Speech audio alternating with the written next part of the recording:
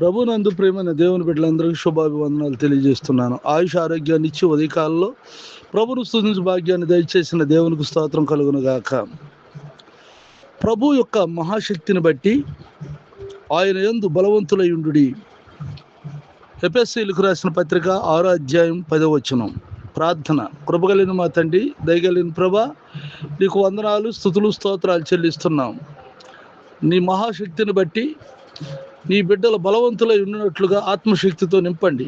పునరుద్ధానుడైన నీవు పునరుద్ధాన శక్తితో నింపి నీ కృపలో భద్రపరిచి కాపాడి ఆరోగ్యం ఇచ్చి నెమ్మది శాంతినిచ్చి నీ కృపలో ప్రతి వారి అవసరతల అక్కర్లను తీర్చమని, ఈ పునరుద్ధాన దినమందు నీ సన్నిధి ప్రతి వారి మీద ఉంచమని, అలాగే వారు చేస్తున్న వ్యాపారం, వ్యవసాయం, ఉద్యోగాల్లో, చదువుల్లో నువ్వు తోడుగుండి సహాయం చేయండి. కృంగిన వారిని లేవనెత్తండి. అనారోగ్యంతో బాధపడుతున్న వారికి ఆరోగ్యం దయచేయండి. చిన్న బిడ్డలు జ్వరాలు, బలహీనతల నుండి విడిపించండి ప్రభా. పెద్దవారికి జ్వరాలు ఉంటే విడిపించండి, బాగు చేయండి. అలాగే సంతానం లేని వారికి సంతానం దయచేయండి. గర్భిణీ స్త్రీలు సుఖప్రసవం దయచేయండి ప్రభా. నా దేశాన్ని రక్షించండి నా తండ్రి నాయన. నీ రాకడ కొరకు సిద్ధపరచండి. సంఘ సరిహద్దులు విశాలపరచండి తండ్రి. ఎవరైతే నా తండ్రి నాయన నెమ్మది లేకుండా ఉంటున్నారో అటు వారికి నెమ్మదిని దయచేయండి. అంతేకాక నా తోటి సేవకులైన వారు ఆయా స్థలాల్లో జరుగుతున్న పరిచర్యలను దీవించి ఆశీర్వదించు.